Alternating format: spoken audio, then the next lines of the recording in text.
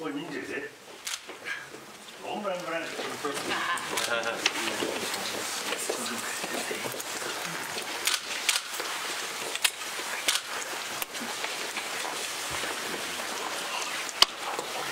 Well, this is it, it's just all kinds of stuff.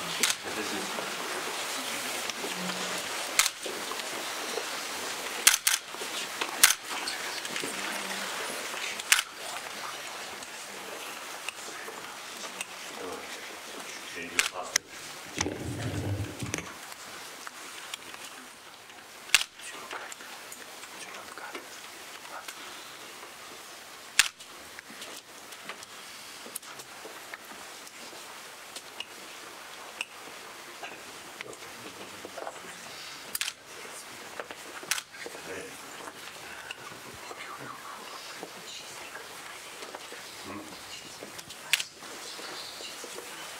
Oh, yes.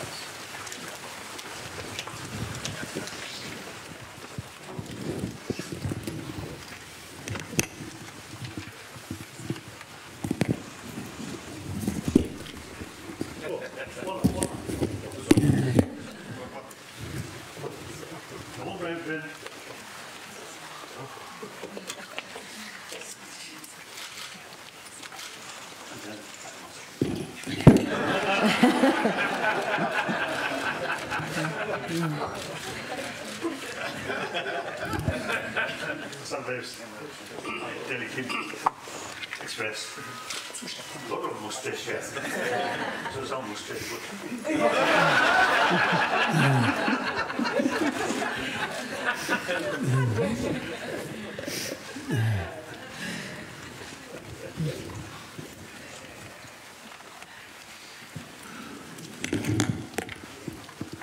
So thank you.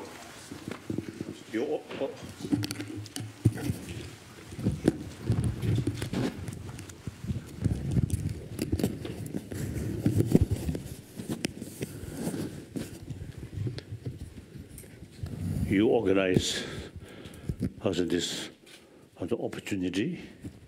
Wonderful, wonderful. And when I give some talk, and particularly the Nalanda tradition, the differences is a Pali tradition, mainly you see, believe or accept Buddha's word. And then the Sanskrit tradition, Nalanda tradition, always raise question, why? Even Buddha's own sort of words. We take sort of liberty, no? Questioning why. So, like Nagarjuna and Buddha Balida and Chandrakirti, many of these masters, you say, make distinction. Buddha's own word, such Buddha's word, we can accept.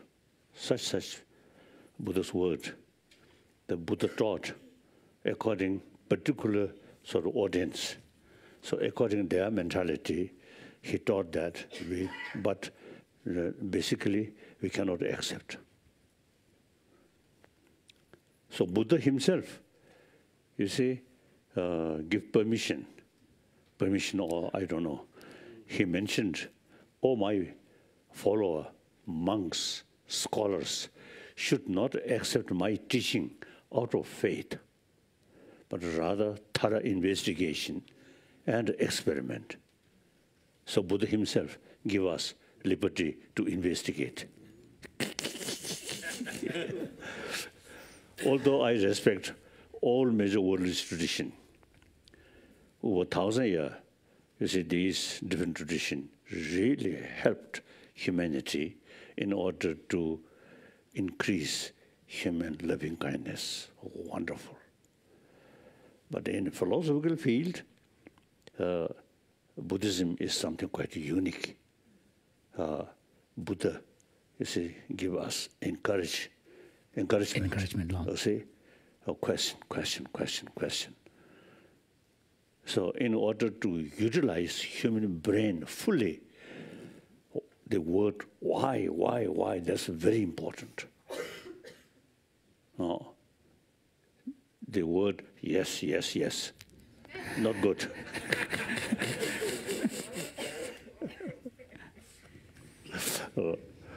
So I really appreciate, you see, your firstly your organization. Really last now few years. I think that because of create opportunity meeting with number of scientists. Yeah. Wonderful. Thank you. Yeah.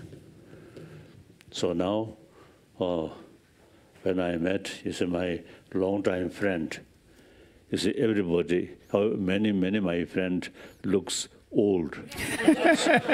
so when I saw, you see, my friend now become old, so then I must reflect myself also become old. But okay. The other day, I mentioned my Indian friend. My energy, like lake, you see, difficult, because all my energy goes to my brain. So I think next few years, I think another 10, 15, even 20 years, I will remain. I will be active, even on wheelchair, physically on a wheelchair, but my mouth, bal, bal, bal, bal. Thank you. Okay. Good morning, Your Holiness. Mind and Life is so happy to be back with you, and we're grateful and humble to be here in your home again. And you are part of the Mind and Life family, and we are here. Mind and Life is here because of you. And I think firstly, yes, your husband, Ninja. Varela, no. Varela, Ninja. Usually, Varela is express two head. One head, Buddhist head. Then he explained some Buddhist ideas. Then another head, science head. Then he's explaining about the science. Yeah. Wonderful. Yeah. Wonderful. His picture, always in my room, I often look. Thank you. Yeah. And we are happy and so happy that you're in great health. And your mind is working as sharply as ever. So, you know, it has been over 30 years that you've been engaged in conversations with scientists and other thought leaders with Mind and Life, and we're so happy that you're continuing again. And this work, and today we're doing a little bit different format than we have before. We're calling these conversations. And the theme for today, this morning, and Friday morning is on compassion, Governor, you want to do Governor, ka.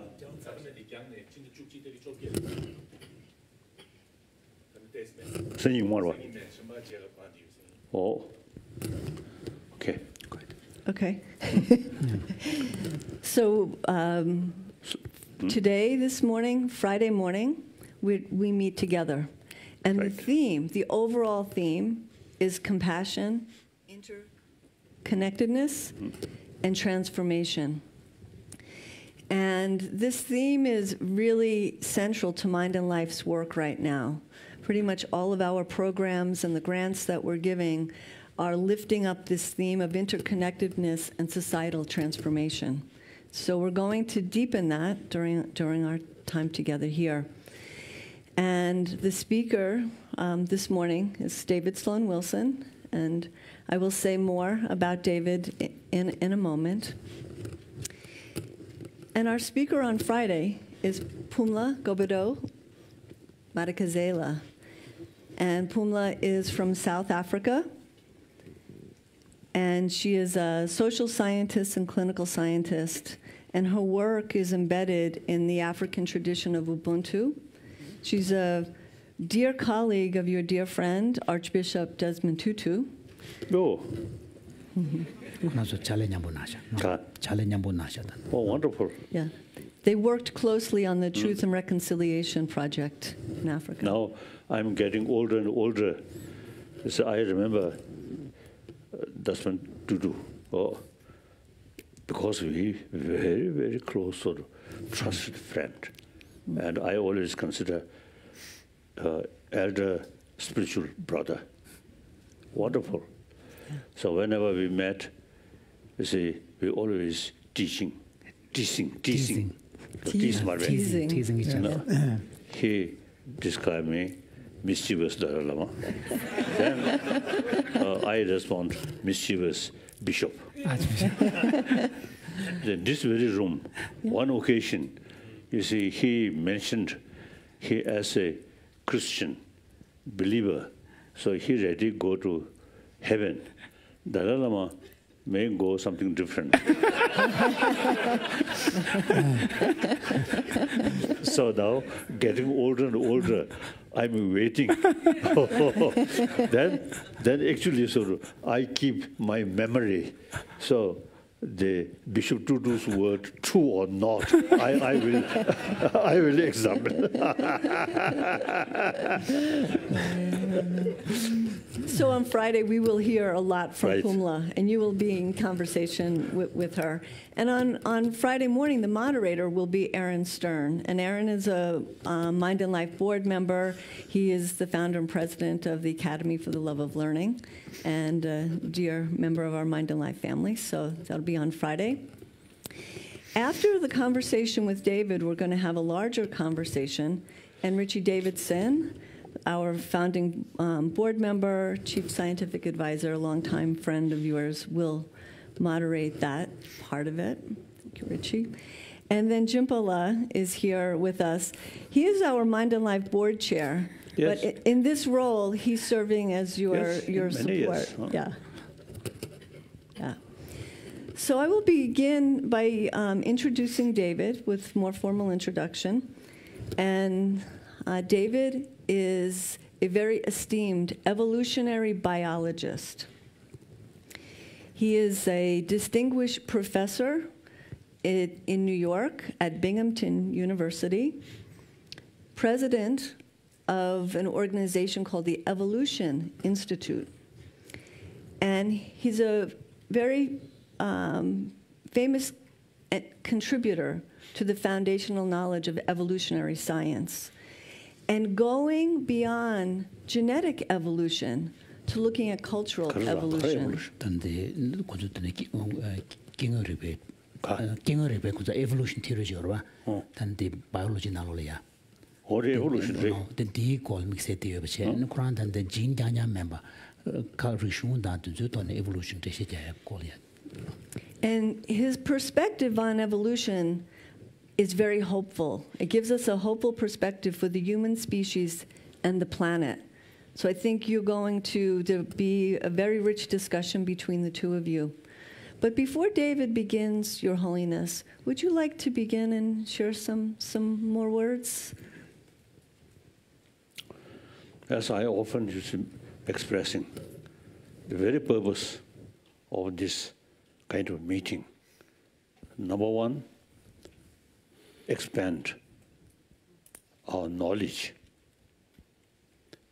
it seems to me the modern science in world with physical, say, atom or quark in these fields, you see, they are sort of, as a result of research, so very detailed, very precise explanation.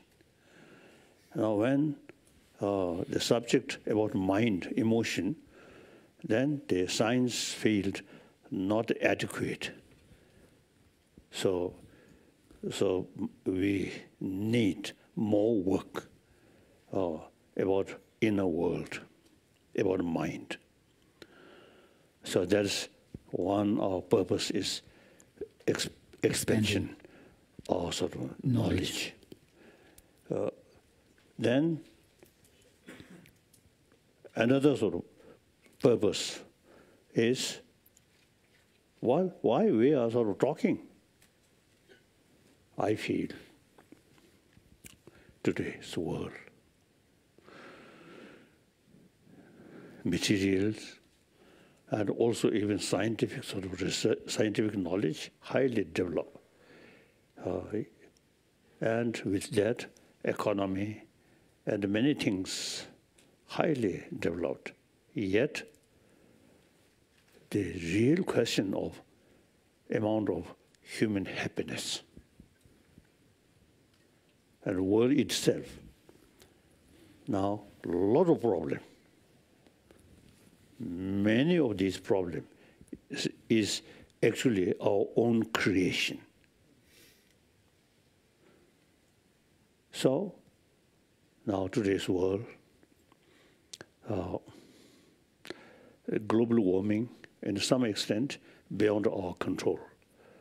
But many other problems, for example, the problem due to huge gap, rich and poor, national level, global level, and then war. So the knowledge about through science, you see, use for killing. Very sad. And then existing situation is we too much sort of emphasis, we and they. On that basis, even religious faith also causing problem. At this very moment, we enjoy peace, peaceful sort of atmosphere. But at the same time, same planet, same human being, even in the name of religion, killing each other. Syria, Afghanistan, and this Arab area. So these are our own creation.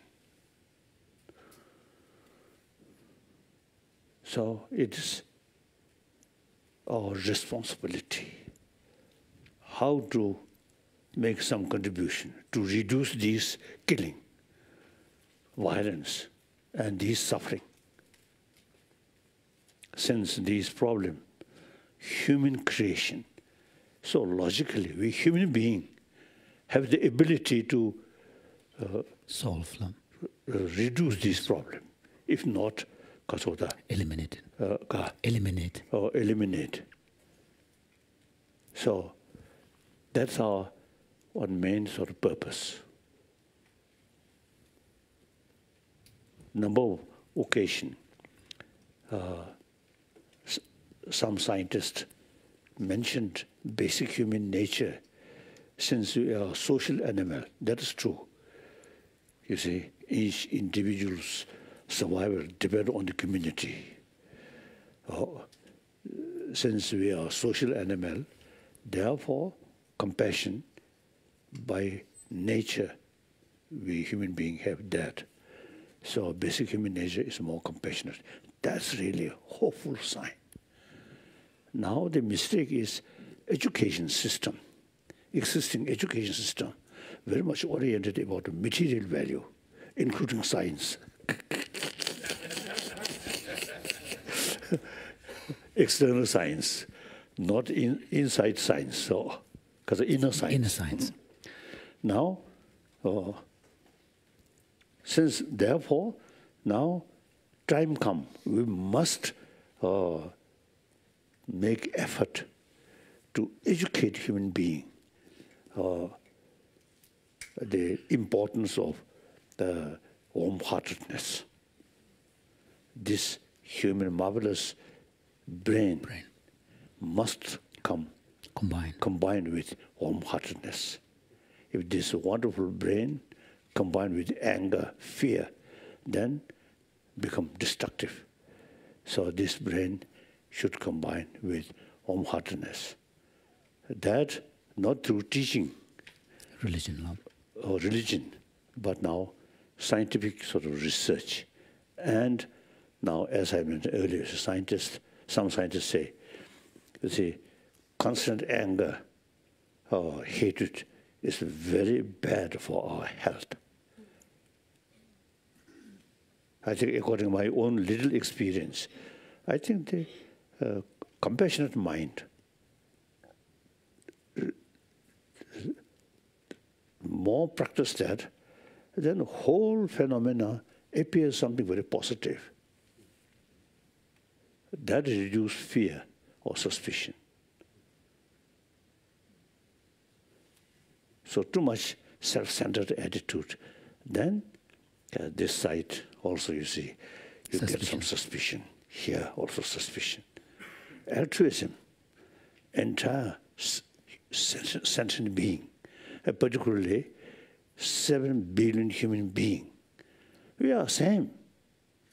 One human community. We have to live side by side on this planet. Then you see, killing each other makes sort of the creation, strong we and they, is very short-sighted, narrow-minded, old thinking. Now today's world, entire 7 billion human beings are one human community, live on one planet. So now these things through scientific sort of basis explain, I think, you see, more people, I think more conviction, rather than religious sort of spiritual leaders say that. Religion, of course, still many people get some benefit, but 7 billion, I think over 1 billion non-believer, true. And among the believer also, you see too much concept of we and they and killing each other. Very sad, very, very sad. Like that. So that's our main sort of one purpose is to promote human value and ethics. Value, ethics, very much related. Okay. Thank you, Your Holiness. Perfect beginning. So I'd love to ask David to begin and just share your bit of your work and your perspective. I felt something. May I express? Please. You, lot of white hair.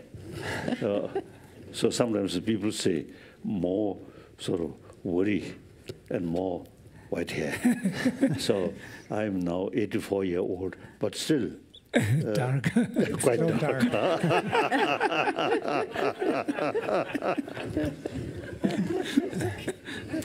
Okay. Well, it is such a pleasure, of course, to be talking with you. And I want to begin by listing 4 things that I admire about you and what you represent for me. First, your love of science and truth-telling. Truth-telling, telling the truth. You have written, anyone who defies the authority of empirical evidence is unworthy of engagement in a critical dialogue. In other words, don't make stuff up. Don't make stuff up.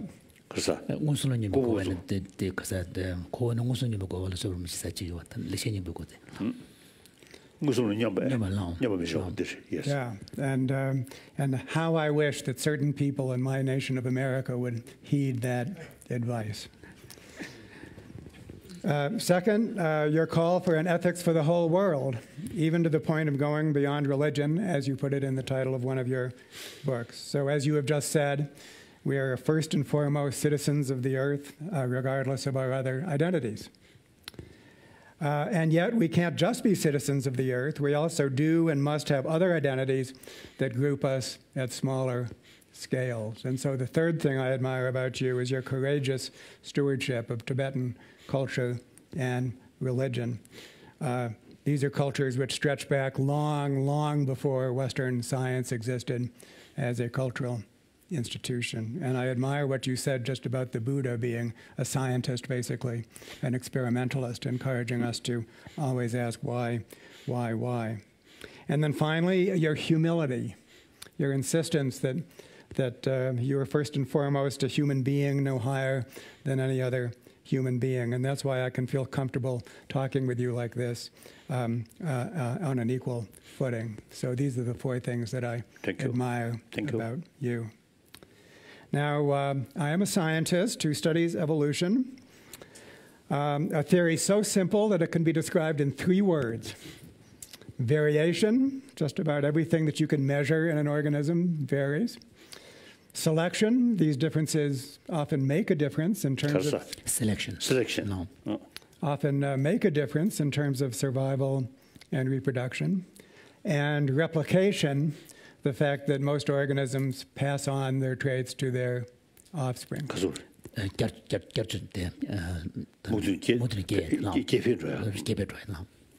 And when these 3 ingredients are put together, something magical happens.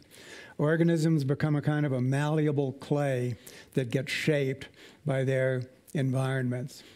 Those traits that increase survival and reproduction become more common, and so the organisms become well adapted to their environment. And so this simple theory can be used to explain all aspects of life, basically. So simple and yet so powerful. Now, when I was a student 50 years ago, evolutionary theory was thought to lead to the following conclusions. First, it was limited to the study of genetic evolution. And cultural change, personal transformation. The word evolution was often used in an informal sense, but these topics were left for other disciplines. Evolution was confined to genetic evolution. Second, everything that evolved by evolution was said to be selfish, a form of self-interest, as in selfish genes. And so anything that might be called true altruism, true compassion, was thought not to evolve at all. And third, evolution was said to have no purpose. Genes just vary at random, and it is only the environment that does the selection. And I think you can see how little this theory has to offer to the study of compassion, personal transformation, and an ethics for the whole world in its form 50 years ago. But thankfully, things have changed over the last 50 years, and I can proud to tell you about a new paradigm that's emerged that's much more favorable to your world view. First, those 3 ingredients, variation, selection, and replication, actually describe cultural change and personal change in addition to... 단데 도마단 롱업주 콜리아 evolution 그 따와저와 따와데네 진장장 돈데 마도 되시게 해봐다 아니 자외 그 괜찮이 참마랑데 고주 장장 책문제 지고 디지털 걸 닝지다 셴벨로도 되시게 해봐 차기 어레스 대네 교와 태제 아니 단아 evolution 그 개주 숨줘와 variation da selection da reproduction 시게 디지털에 아니 미기 and personal transformation that So we can go beyond the informally calling these evolution and actually use the tools that have been developed for genetic evolution to study these fast-paced changes taking place all around us, positive and negative, and also within us, our capacity as open-ended beings for transformational change. Second, altruism, compassion, everything that we associate with goodness actually can evolve as a product of evolution. It's not inevitable, but when certain conditions are met. So altruism and compassion can evolve. And third, evolution can be a conscious process, need not be blind. So this means that we could guide our evolution, and indeed must, to achieve an ethics for the whole world. And I think you can see that this new view of evolution has so much more to offer the study of compassion, transformation, and all of that. It's like the difference between sailing against the wind or sailing with the wind. So this makes it an exciting time to be blending science, spirituality, and religion, which is what the Mind and Life Institute and other worthy organizations are all about. Now, believe it or not, some of these points could be made less abstract by two experiments that have been done on chickens. And so chickens, as you know, are a domesticated species, and that means that some of their properties have been selected by us, not by nature. So we have consciously evolved chickens, and this is a hint that conscious evolution is something that's possible when we... And also, I think, beef. And beef, yes, yeah. all of the domestic animals. So this is a hint that actually we can consciously direct evolution by choosing the target of selection. And in these two experiments, involves selecting for egg-laying productivity. We want chickens to lay more eggs. And in both cases, the chickens lived in groups. So in the first experiment, we choose the most productive hen in each cage to breed the next generation of hens.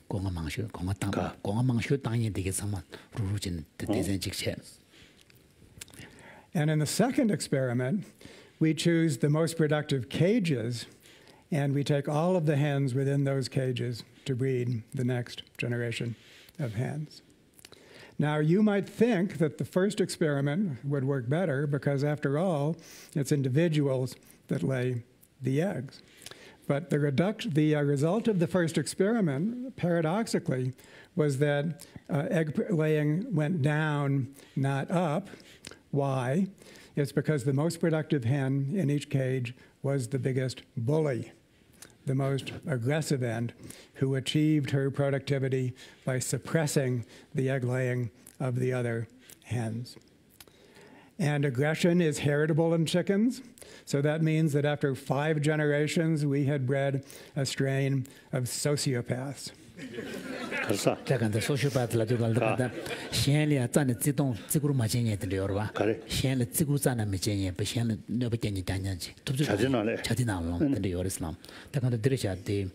Experiment des choga ni che the chik na lo ya ko nga mang sho tang ye tang jang ji chu du je choga ji sha chik na lo ya ani cage kon kanda jiong go to na ko mang bu tang ye ma mi ma do chadir re ngwa na ma dam ba che che chobe ngwa ne dam ta chi du ko tang bu din dam jo na ngun dan che na ko nga mang tang go de ta ko nga nyung tang cha go ka sin ko ran ji gi tup tu tang ye tup ju go to na tin kang te go res na.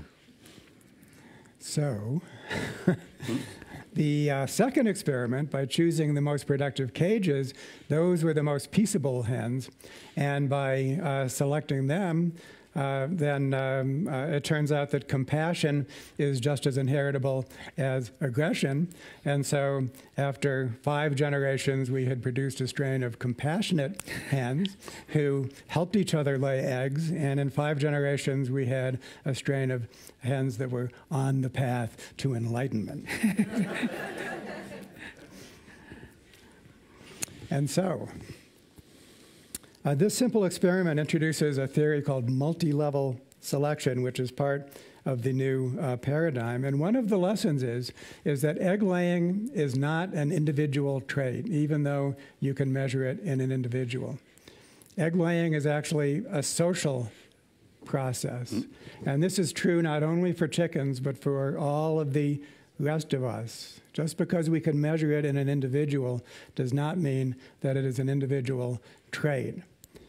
Whether we are good or bad, whether we're the victims or the victimizers, And the way we are not standalone individuals. We are nodes in a social process. And what would that be but the concept of non-self and the systemic view of Buddhist thought as I understand it. So I think there's a wonderful convergence there.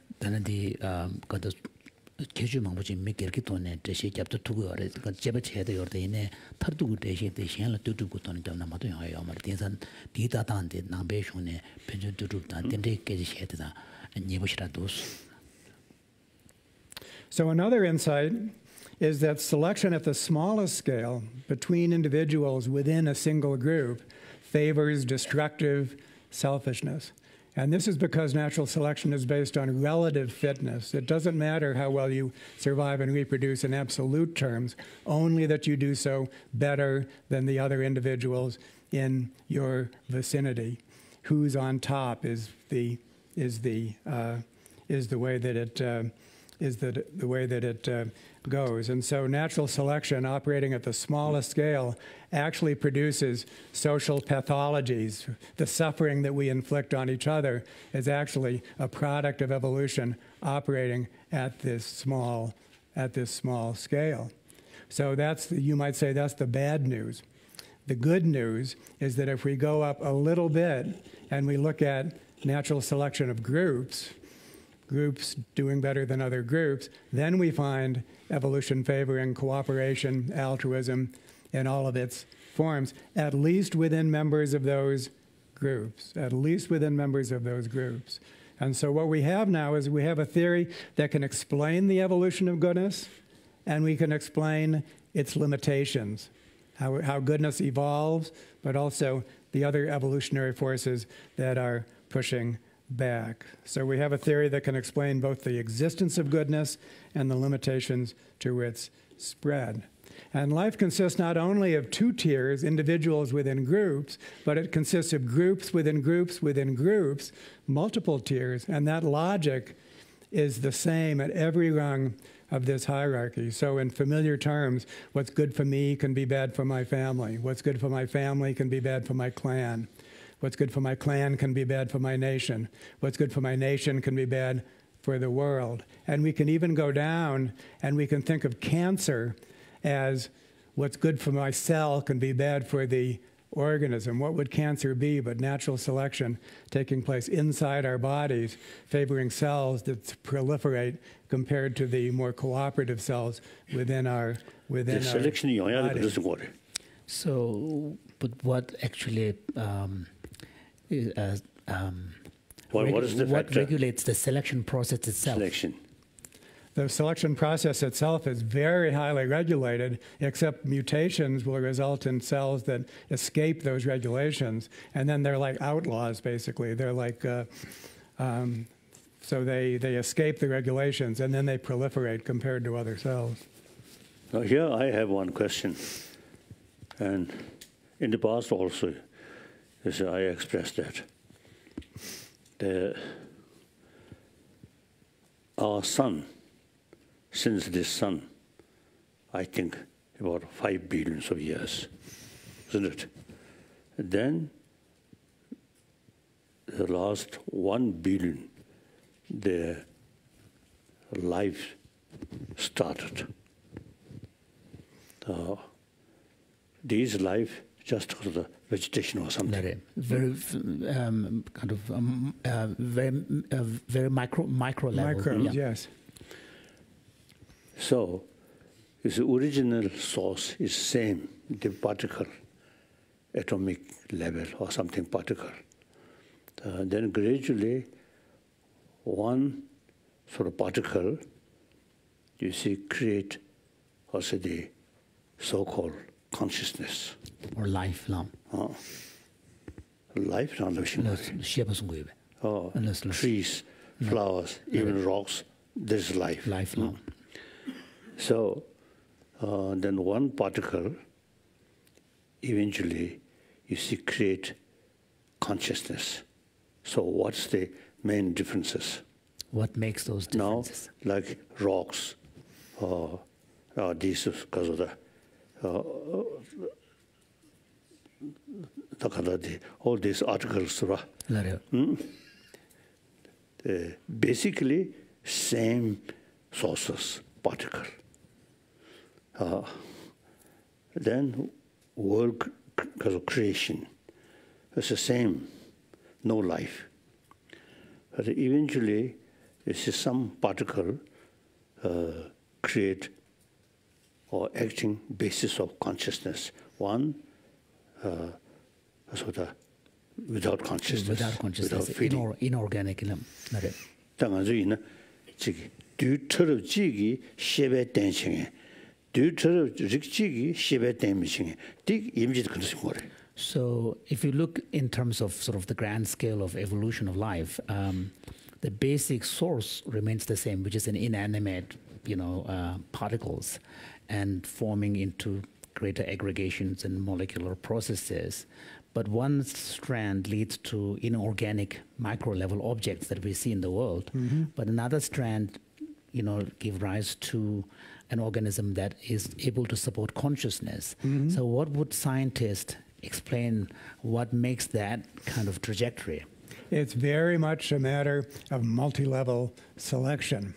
And this is so interesting. It's called major evolutionary transition. What life is, we think, at its origin, is groups of cooperating molecular reactions. Inorganic life has molecular chemical reactions, but they're not cooperating in a way that can sustain themselves. And so the first life form were little tiny groups of molecules. Life is life.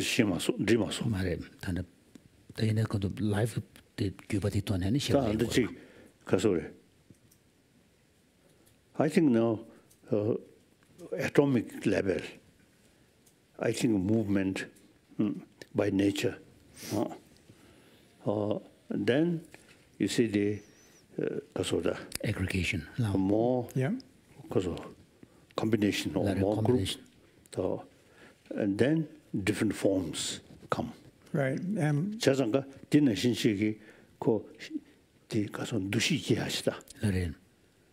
소용해야 돼. 가르쳐는 용도. So His Holiness is essentially asking, what would be the scientific explanation for why in some processes consciousness arises and in others not? The ability to experience pain and pleasure and so on. So is there an understanding what... So there must be third factor. A factor. One particle just remain like that, and eventually also the conscious, because of the thing which no consciousness draws. Objects. All these things. And one tiny sort of particle. Same sort of nature. Of particle eventually create the basis for consciousness. Consciousness or some kind of feeling. So this is still very controversial. There is no consensus on this. But I think that a primitive life itself can be thought of as a primitive form of consciousness, which then evolves, consciousness evolves. And so as organisms become more developed and elaborate, then they become more goal-oriented, more conscious. And of course, with humans, we have a form of consciousness which is still even further advanced, and that consciousness can expand still further. In a way, that's what needs to happen, is that consciousness is at a global scale. Then do you think sun have some consciousness or not? Me? I would say no. Oh, yes. The physical world, I would say consciousness begins with life, I would say.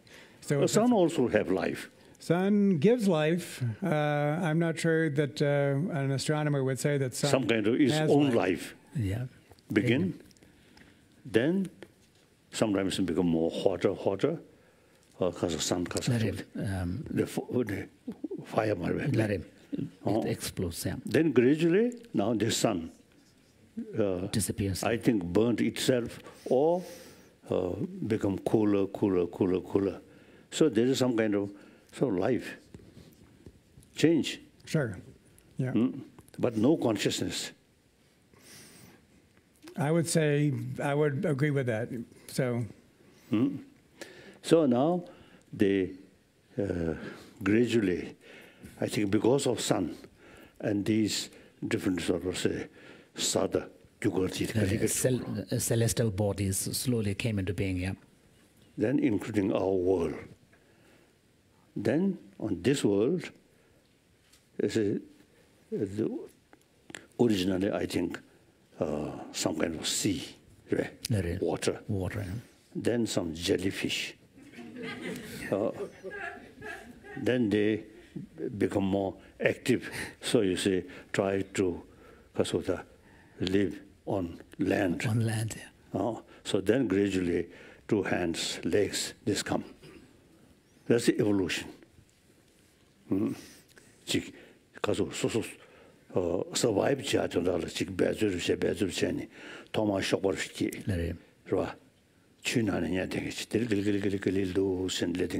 evolution to so the consciousness said, come learn net, soul net, soja de, come the layer de, could Kasure, Sosota, Soyak, Kugur, Zeresorch, Pajmarbe. They page consciousness, man, Dinguay. So Solis was saying that you can see in the long process of evolution, a large part of the variations is really driven by this drive for survival and seeking what is the best conditions for the survival. So they may, in animals which may originally be in sea, comes out, and then gradually as a need arises, limbs protrude, and then they adapt. So one would say that these were actually driven by, in some sense, a kind of a conscious, desire. That is largely correct. And for the experts in the audience, it's called the Baldwin effect. And what it means is basically is that, first of all, organisms do things as individuals. They learn, they adapt that way.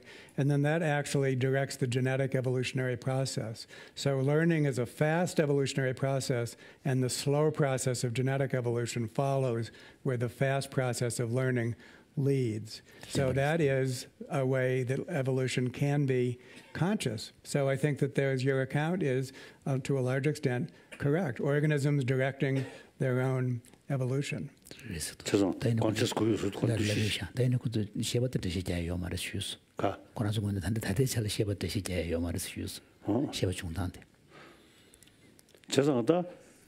particle, atomic level, same particle. But one particle eventually produce consciousness. One particle not produce consciousness. What's the factor? There must be third factor. The particles. So because the basis is really, this material basis is the same. So why would one lead to consciousness and why wouldn't the other? So there must be a third factor that would explain that difference. I would say the particle Quran selection. He's wondering whether it's actually just purely a random selection on the part of the particles themselves. Consciousness challenge you. So, but His Holiness was asking, do you actually accept the idea of consciousness? Now here like this, some feeling. Of course. Oh, of course. This consciousness. Yes. Well, consciousness.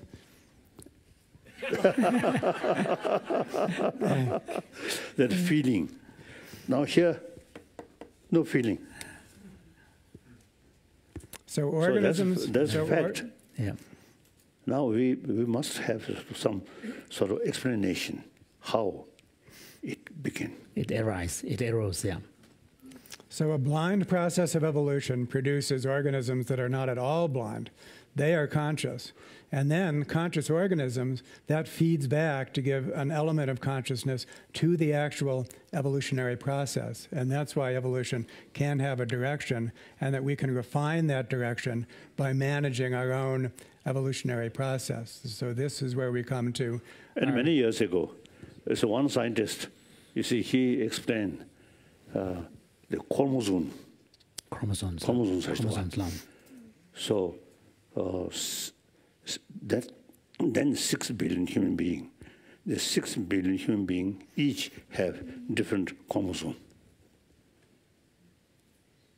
The chromosome ki shivar jao ke yana mana. So what is the connection? 코모존 데 가소래 세미 변부도 잘려 코모존 쓰기에다만 Because the chromosome is a feature of life, yeah? For genetic Yeah, evolution, for genetic yes. level. So,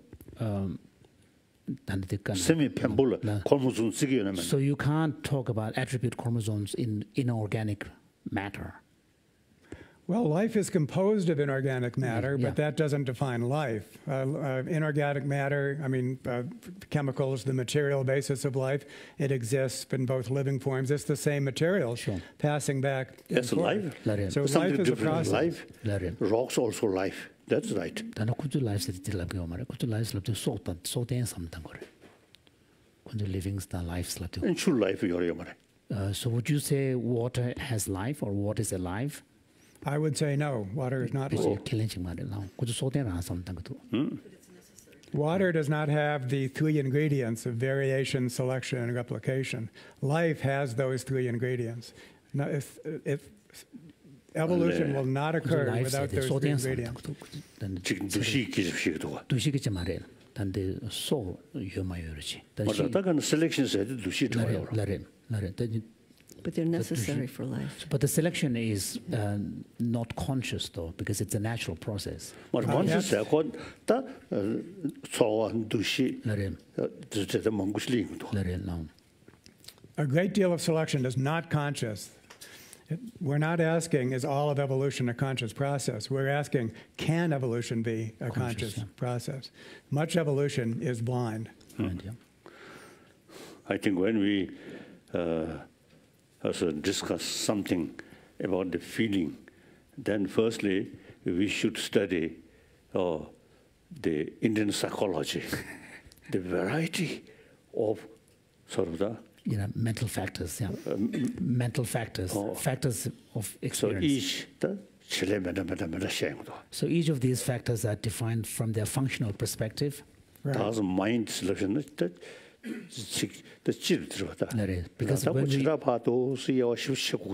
Because when we talk about, we use terms like mind or consciousness, it tends to give an impression of something monolithic.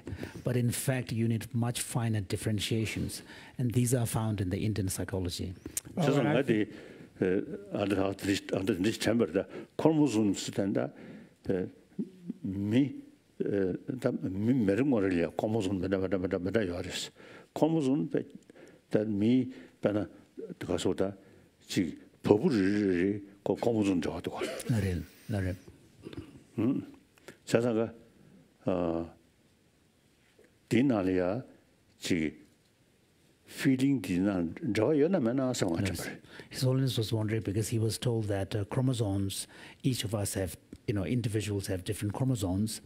And so even many of the physical features of the individual person can be defined, in some explained on the basis of chromosomes. So he was wondering, is there some connection between chromosomes and consciousness? I don't think that consciousness could be traced to chromosomes per se. And one of the points I want to make is that in addition to our genes, we have our symbols. We have our symbolic systems, our meaning systems. And our meaning systems have as much of an influence on our behavior as our genes. So this is called dual inheritance theory. In our species, we have two streams of inheritance, the genetic and the symbolic, that co-evolve with each other. And of course, I think consciousness resides much more in our meaning systems. Where else would they be? Our religions or our secular meaning systems, all of us have a dense system of symbols inside our head, which is influencing how we behave at least as much as our genes, and which, of course, themselves evolve in great diversity and can be managed so we could actually guide the evolution of our meaning systems, which is what we need to do. David, the last point, so we can guide our meaning systems, so we Yes. can live in a more ethical way. Well, the last point I want to make is to distinguish when we construct our worlds, we need to construct our inner worlds and we need to construct our outer worlds. And what does it mean to construct our outer worlds? It means that we have to we have to construct our groupings. We have to construct what our norms of behavior, how we reward good behavior, punish bad behavior, how we transmit and store information. And so there's a whole external world that needs to be constructed in addition to the internal world. And I know that in Mind and Life and with so much of what you do has to do with the construction of the inner world, what's inside our minds. And I feel that that needs to be supplemented by a mindful construction of our external worlds, the groups that we form all the way up from small groups. And a major point to make is that the basic building block of society is not the individual, it's the small group of individuals that are doing things meaningful together. The small group is a kind of a cell in a multicellular social organism. And so I think that the inner life within each of us and then the external world both need to be constructed.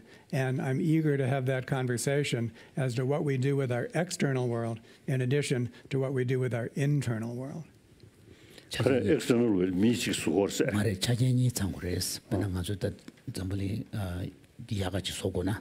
다 초진에 메기르게 수수도네 셈라 주와다야 담로자야 다 순항어대야 지지조가 차견다 데게 돈에 야고 규조 당고야 다 두즈데야 삼당고야 데 초니가 송제게 돈을 로해 지르샤서. Oh yes, since human being develop, then yes, this is your question. That's relevant. Yeah. No. But before human being, even you see some tiny life. Not yet, you see, I think develop human brain. Like a human brain, thinking, not yet. Some tiny, even I think the mammal,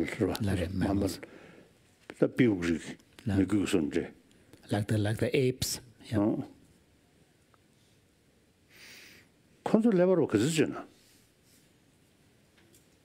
Do you know the size in comparison to human brain, the ape's brain? Oh, it's much smaller. It's much smaller. Another interesting thing to say is that apes are much less cooperative than humans, much less. So humans are much more peaceable than our closest relatives, and in large part that's because we domesticated ourselves. We selected each other for more peaceable behavior in the same way that we have in chickens. And so that is a fascinating new development in evolution, is to think of the concept of self-domestication. So you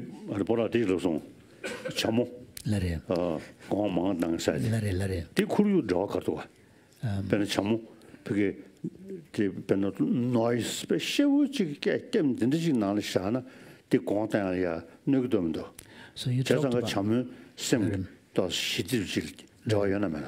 So you talked about the chicken experiment, and then the aim is to have more eggs laid. So he was wondering whether one group of hen, you see, peaceful area. One group of hen, a lot of noise. Any differences? Will you expect a difference in their productivity? If the hens are in a cage in an environment where they're peaceful, no noise, no bright lights. Oh, yeah. Oh, surely, yes. Yes, you could alter the environment that way, yes. But that will make a difference to the laying of the eggs. Right. So that suggests that even the animals need peace. Totally need peace and need to be bred so that they don't inflict suffering on each other. So, and then their environments need to be peaceful environments as well.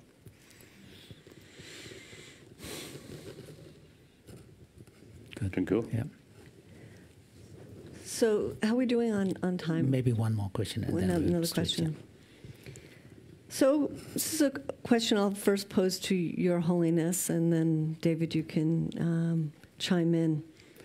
So I understand that we as human species have this capacity for both selflessness and selfishness, right? For cooperation and compassion and altruism, and also for opposition and this ability to take away from others. How do we resist, help others to resist the temptation for selfishness and self-serving behavior. Melta chageniga yoras, mel chageniga yores, so rondon kujuche, conda kulonchita, Yashen Benchia, da Shan Yambru chair, da corporation chair, chageniga yovenza, the chikutuma shuchun tag, tapshi karionas. And in such a way that the people who are kind and gentle and compassionate are not exploited. They're not taken advantage of by those that are more selfish. Yes. Logic, she, to do, Paz, but Kazura, me to Champuchingation, they go church. Mijiki Shegmari, Chuluke Shegmari. So His Holiness feels that in our infancy, probably we're all the same. So there's this natural quality is much more kind of, expressed, and the children will respond to others' kindness spontaneously, regardless of whether they know the language or whether they're identified with that group or whatever. So maybe up to age 4 or 5. I often, you see, telling many years ago in Switzerland, pathology, children's village, children's village, pathology. So there I noticed one home, Jewish children. Next, Palestine children. So these people, you see, not much sort of conflict, no differences. They play together. So I always feel the existing education is not, education itself is causing problem. Education, you see, make differences, we and they. That's the source of problem. So in education, therefore, we should emphasize oneness of 7 billion human beings. The different religion, different country is secondary. Basically, we are same human being. We have to live together on this planet. Yeah. That's probably the good. Do you have anything to add, David, in terms of, say, conscious evolution? Well, we talk in planetary terms. No.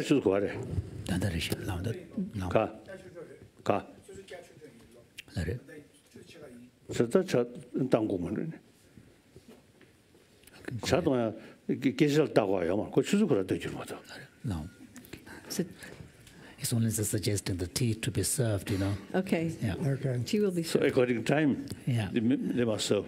So it's almost saying that serving tea should not be contingent upon stopping the conversation. Just to watch the clock.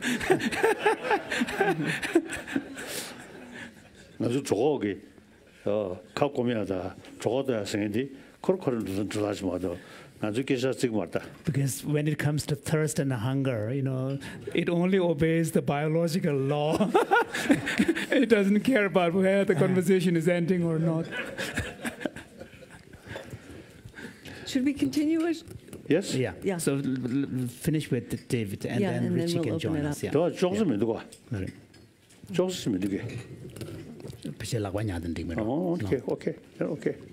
Okay. So David, you respond. Yeah. Well, I like to think about small groups in addition to the whole Earth. And when you look How at big are small groups? When you say small groups, what's a small even group? the smallest group of 5 or 6 people trying to do something together, when you look at how that goes, you find that it varies.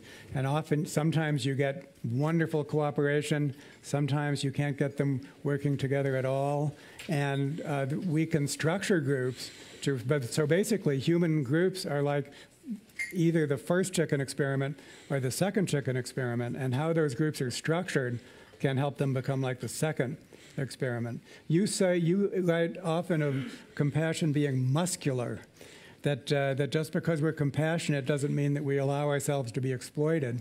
We stand up for injustice and 닝지 랍두고 닝지 랍두고 닝지래야 닝지래 또비오레스 닝지 랍두고 현다데 가르쳐주 제주셔와 냥냥질 쓰기요 말스 간나그도스 now one of my Indian friend is once told me the rate suicide in big city much higher, the countryside the sense of community much stronger. So like farming, the farming communities, rural area. Yeah. So you see, they have the feeling, if I find some difficulties, I can ask this family, that family. That's and right. Worker in big city, just oneself. Shall we circle and then? Yes, so thank you. So what we're going to do now, for all of you that are here, we are going to transition into expanding the conversation. And Richie is going to facilitate a discussion with all of us, and His Holiness will stay and participate in that. So what we're going to do is we're going to move chairs around a little bit, so just bear with us for 2 minutes. Yeah. Wait. Let's do something. Yeah. Yes. First, let me go toilet.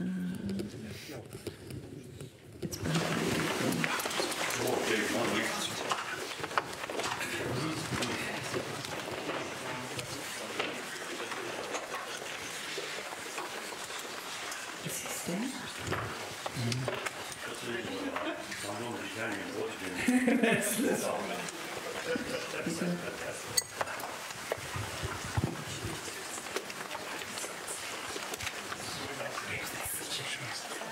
He's on the bottom.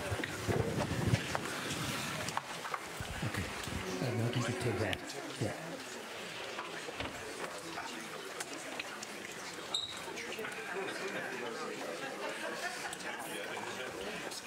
So, you stay at your chair.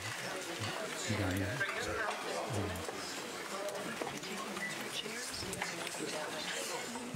So Aaron, you want to put it, but once he comes in, you might want to just circle it here. Okay. I think I can just grab that. Yeah, that's probably the easiest.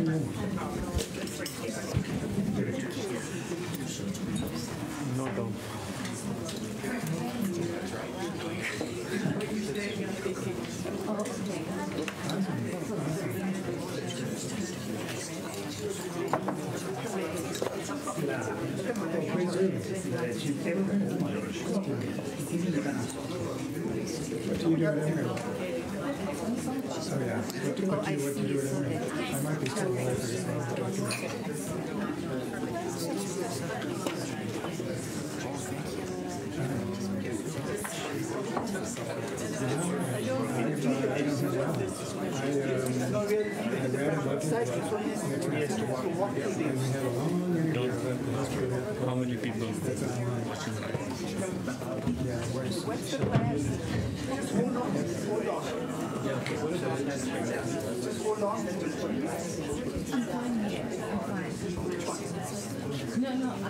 I'm sorry. We need one chair, just bring it a circle. Okay, here, just here, you take one. One chair, bring the chair. Take care of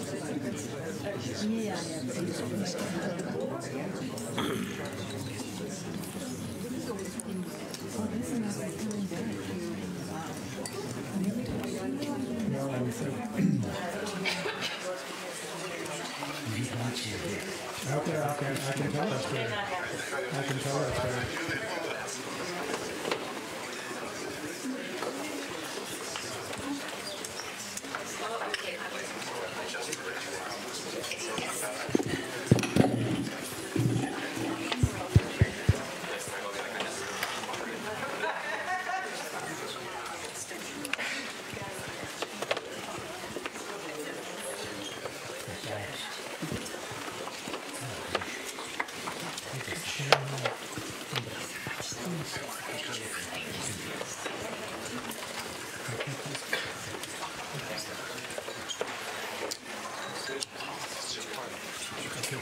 So, Your Holiness, before we jump back in, there are two issues that you brought up that I didn't have a microphone before, so I couldn't respond to.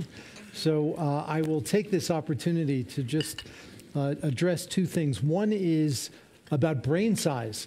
Elephants have larger brains than humans. We need to look at brain size in relation to body size. So that's a very important issue because there are many species that have larger brains than humans, but if you look at the ratio of brain size to body size, that's where the difference lies. 저 속시중랑 계획하면 되지. 말다 소구치중에 때문에 아니 레바 치중 시제 삼당고 그래서 진짜네 온도 란지 있는 것들 제고. 진짜 랑진 레바 먼저 레 체가 요래서 때네 쿠란 수불 베베 야 레베 체 중중차 찍고 그래서 소구친 보인다. But the other issue that you raised is about what distinguishes between conscious and non-conscious combinations of material matter, and the conventional mainstream understanding would argue that it's basically complexity, and that when a sufficient level of complexity is reached, then that creates the conditions for consciousness. How it does that is still a mystery, and I don't think we've made any progress substantially, but the understanding is that with the number of neurons which we have and the number of connections which exceeds 1 trillion, we create, it's really the most complex matter in the universe, and that level of complexity is what is critical and distinguishes the matter from which consciousness is said to arise compared to matter from which consciousness does not arise. 반사. 망보 좀배 돈에 녹슨이 전부 용되고라 내신에 레벨 간다 셰바게 시된 차거를 슬라마도 다야 가르치는 연구를 슬라면 김제시에요 말을 네, 거구나. 그것도 네. 오케이. 그렇죠. 티 예, 자데도 야 최상이사 최상이사도 오. If I might Your tea? add to that. Tea, yes, I do. 오케이. Yes, thank you. If I might add to that, all important words have multiple meanings. And Good one. consciousness, oh, thank you very much. Too big. Too big?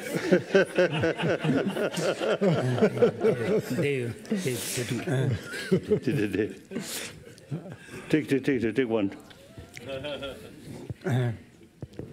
Thank you. I'll take a little piece. Take a minute. I think it's too small.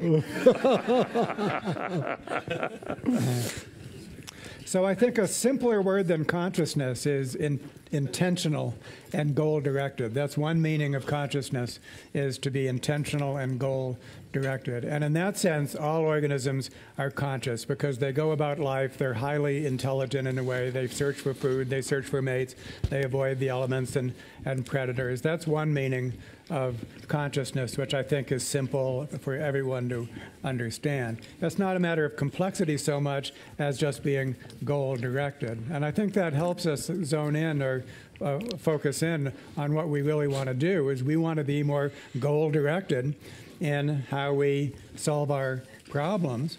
But I think multi-level selection, I think, adds an additional sharpness of focus as to exactly what we must do in order to eliminate this kind of suffering. What we must do is we must suppress the potential for disruptive, self-serving behaviors within groups so that between-group selection becomes the prevailing evolutionary force. So multi-level selection theory is actually quite specific about what we must do in order to avoid some of these disruptive forces. So, I mean, there are just a couple of things, and then we'll dive into some specific issues that you raised, David. But about the issue of goal direction, bacteria are goal-directed, but they don't feel pain.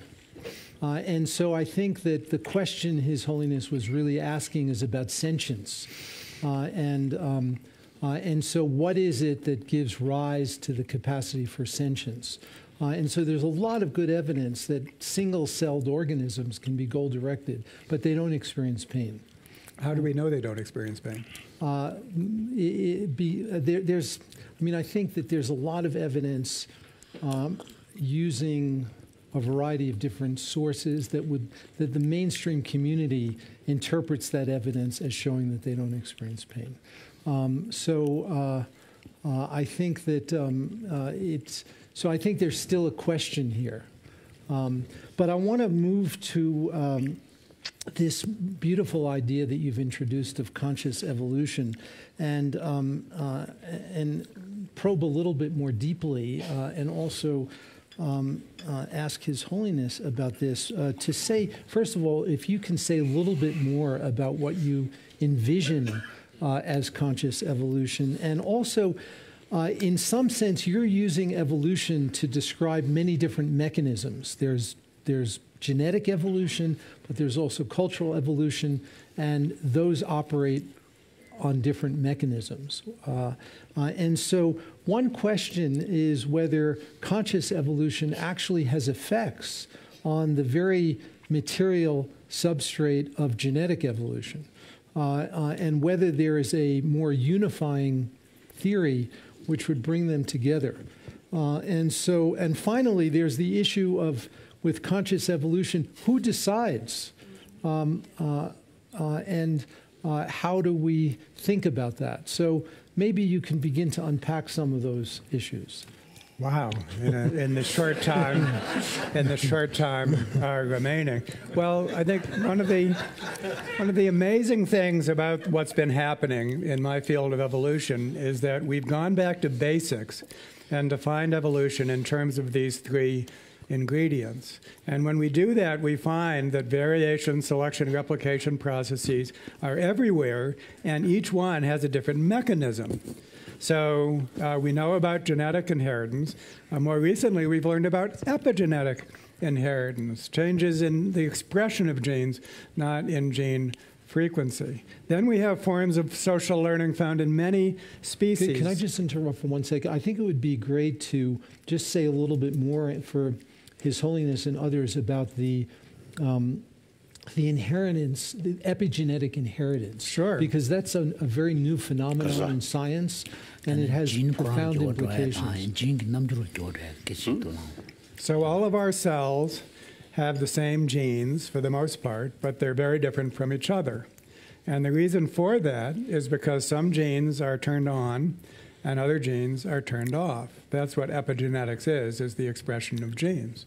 So epigenetics has long been known to exist within our own bodies and explains why we have so many different cell types. What's new is that epigenetics can be transgenerational. In other words, something happens to you, and that results in the upregulation of some genes and the downregulation of others. And then, so now you behave differently, and what's new is, so will your offspring. Your offspring has inherited not just your genes, but that turned on, turned off pattern. And do you know that can even extend to your grand offspring and great grand offspring?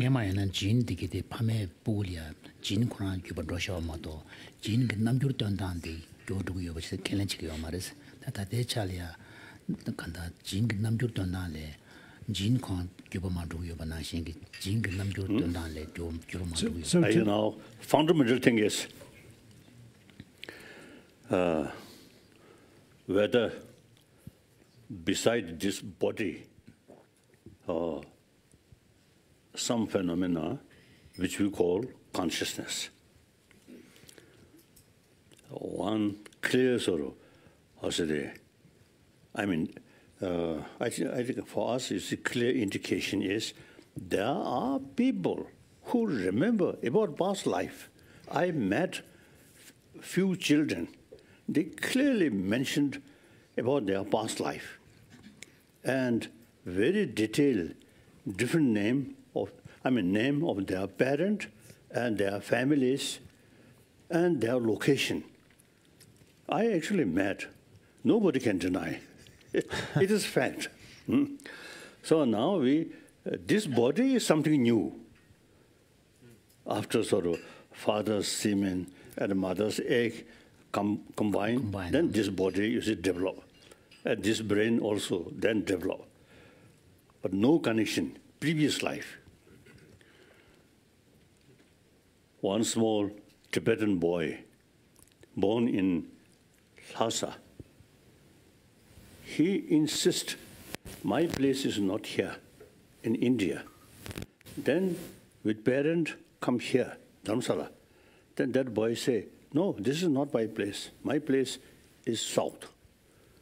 So eventually, the parent went South India and then reached one monastery. One monastery.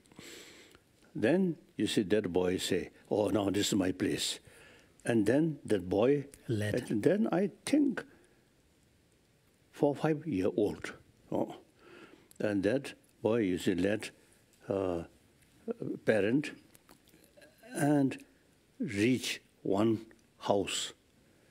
And then that boy say, now this is my room. And you see, that boy expressed my sort of glass in that box. And then open the box, glass there. And then at least you see another, I met one Indian. I don't know, the parent believe rebirth or not.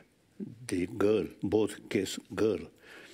So one Kanpur, one Ludhiana. So very young, so they remember about past life. And then the girl in Kanpur, now 4 parents. So their previous, that is a girl, passed away at a young age. So previous parents still alive. Eventually, the previous parent so convinced that young girl is their previous sort of daughter sort of, because of life. Rebirth. So you see now that girl, 4 parents, previous lives 2 parent, this lives 2 parent. So this something happened. It's a phenomenon, yeah. Oh. So now,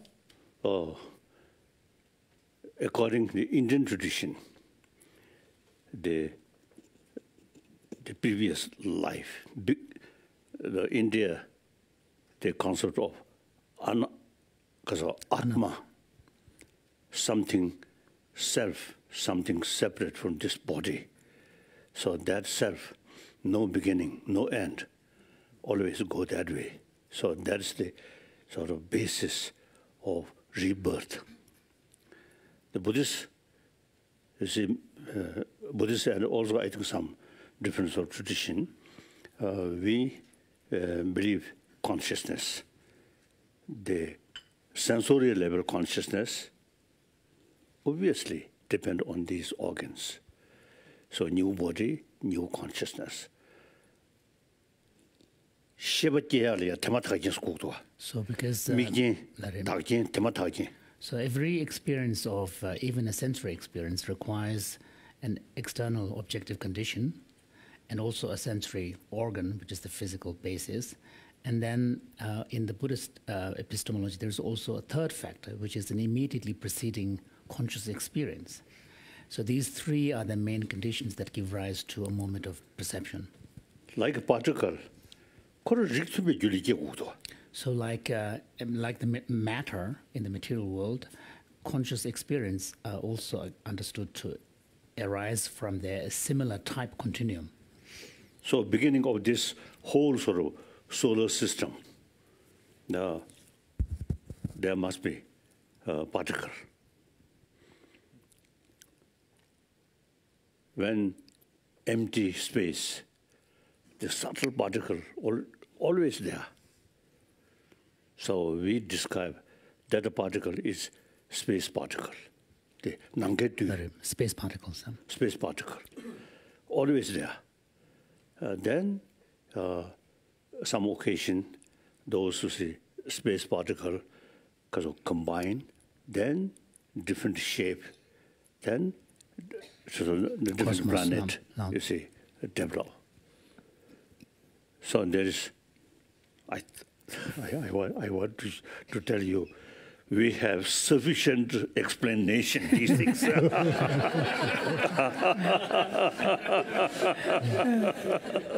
This is when we need to practice humility and just say, we don't know. We don't know. Right. So I think the memory about past life is eyewitness. Then according to my parent, I also express past life. Recollection, no. Ka. Recollection of past life, yeah. And that, because I go ngoma kaza shaji kishi. To Tensrela. Ninja. No. To the now recently I met, you see, that the young boy, that boy, who very clearly expressed past life memory. Now I ask, nowadays, can you remember? And he says no. So then I felt very good. So it is my own experience. Ah. My own experience with. No. Then there are people who previously very young, clearly memory, then getting older, yeah. Grow up. Getting older, then forget. So that's my companion.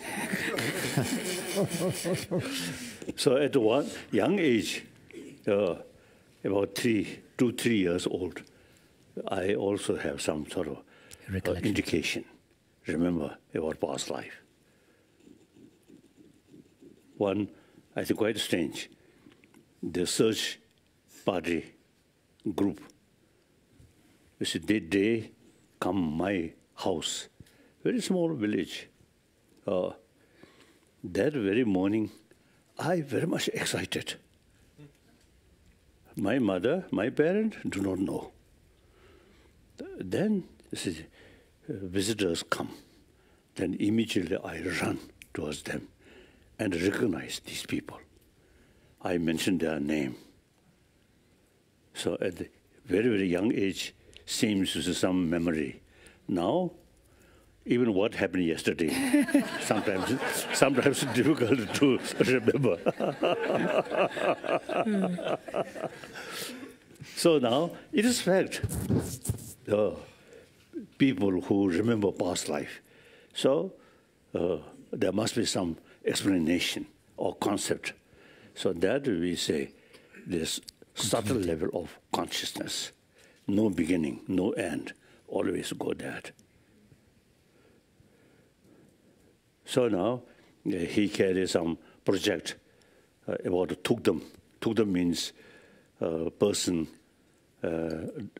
actually died, that the heart beating stop, then blood circulation stop, then brain dead, but still body remain very fresh. So there must be one factor which keep that body still fresh. So he carry, you see, these in India, last now over 60 years. I think one longest person, longest sort of day time remain. Shabu, Paramchi, Dundrakazere, Paramchi, Nixemari, Basalia, Ka. Ringsho the Tizurum. Tisurumchi, Shabu Jobje, Paramchi, Shabu Nistatanchi. Peshu Yon, Basalia, to the big Sawai Koroyore. Ready Rimuchi Gusubet, Servache. Shabu Nistuxi in a shore. So there was this. In a disho on the Tisurumchi, Shabu Jobje, Yuzumchi, Shabu Josum. So there was in Baksa quite an early days. It was actually it was during the peak of summer. It was very hot period, but the monk remained in that state for 20-something days.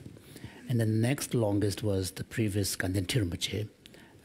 He remained in that state for 18 days, and then Kyabjit Ling Rinpoche, His Holiness's tutor, remained in that state for about 13 days. Just a few days ago, one monk from Namgyal Monastery. Oh, 4 or 5 days. 5 days, yeah. So after death, body remain very fresh and remain like this.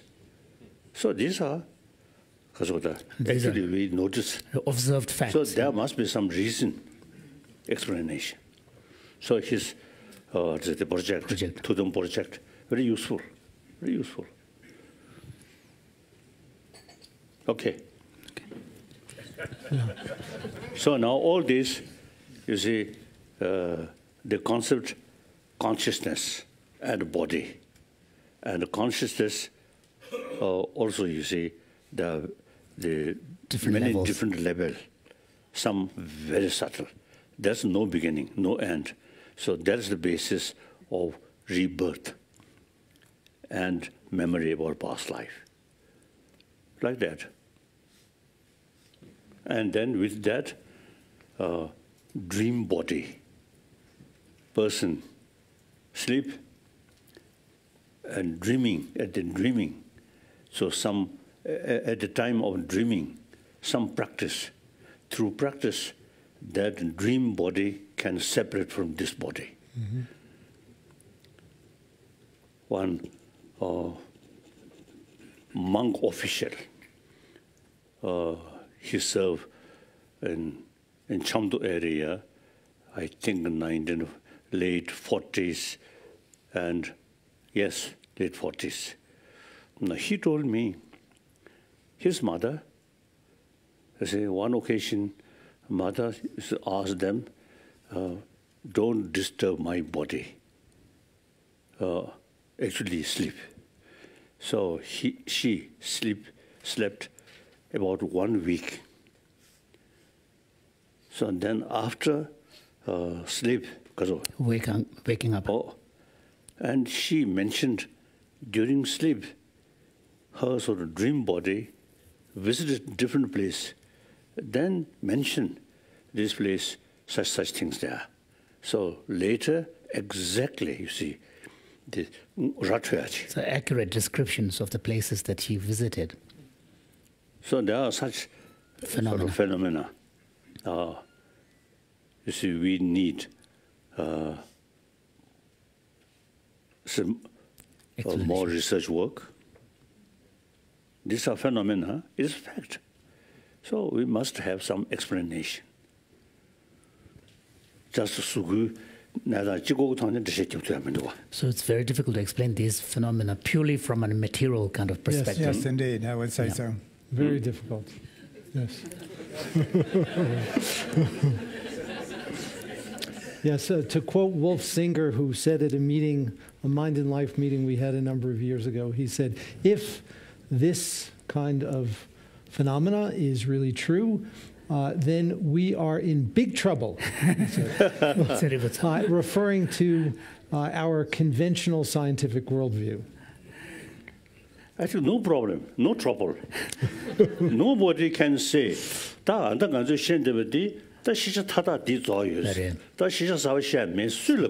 it should not be a huge problem because nobody can make the claim that we know everything about the world right now. Sure. And we don't need to know more. Science research. Yes. You see, there are many things we not yet know. Yes. So through investigation. Yes. So yes. No worry. So David, maybe you can take this opportunity to just say a little bit more about conscious evolution, if you'd like to, before we open it up, because one of the new elements in our Mind and Life conversation is to engage some of the audience, which we haven't done before in a systematic way. But let's have you, David, say a little bit more, if you'd like. Well, there's this term, methodological naturalism, which is basically what we do know already, not the edges of science and not what's beyond the edges of science, but what's squarely in the middle of what we already know as what Darwin called the forces acting around us. And for me, it's very interesting to ask the question, how much progress can we make right smack in the middle of methodological naturalism. And there, when we talk about conscious evolution, I think that there's a form which in many ways might be considered mundane, at least compared to what we've been hearing. But on the other hand, if we can make progress, in this mundane way, then please let's do that. And so that kind of conscious evolution is very easy to describe. It is we need to basically imagine our future, and then we need to step into that future. We need to construct our own future. Now, everyone wants to do that, and when we talk about positive change, that's exactly what we're trying to do. And so the real question there is, does a more formal knowledge of thinking about this as evolution, does that add value to what we're already aspiring to do? And so there we can make some statements. For example, it needs to be an ethics for the whole world. We really have to have, when we plan our actions, we have to have its impact on the whole world in mind. If we merely make smaller units, smaller groups, functional, working, that won't be good enough because that will create dysfunctions up the scale. Another thing we can say is the importance of the small group. The small group is a missing link of human society. Today we have individuals and large-scale society. What we need is individuals in small groups in large-scale society, and those groups have to have a certain kind of a structure. If it's an anything-goes kind of groups, then you're going to get like the first chicken experiment. If it's an appropriately structured group, then you're going to get like the second experiment. 지도 교호 단단데 단에 다대절 제베나 그런 저 삼단단데 미크레바다 아니 지도서 저걸 초고 침부지가 삼단 거 버려서 다데 디 conscious evolution 돈 삼단베나 미크레게 교호 단아 좀더 마세베야 초고 충수데 네 체로체 I think if may I say so, the Western culture, I mean, each country, their culture, very much related with their belief. So, India, since ancient time, you see the practice of investigation there. So, over 3,000 years, there's a tradition, investigation, already there. Now, in the West, Judeo-Christian tradition, this very life created by God. So, simply, you see, not thinking previous life or these complicated sort of subject. Simply, how God creates we. So that was also very good. I always was telling, if you truly believe creation of God, creation by God, creation by God, then we all believe same concept, God, infinite love. So, whole human being, whole world created by God, so all 7 billion human beings are children of same Father, infinite love. So if you seriously believe that, then no way to kill each other. We all children of one Father, that Father, infinite love. So all major religious tradition, I think wonderful if we seriously follow. Now, unfortunately, look, Shia and Sunni, both accept Allah and the Quran and 5 times prayer. Same, but killing each other. How bad? And then Burma, Buddhist, Muslim problem. So these, I feel, education. Now these, now the reality.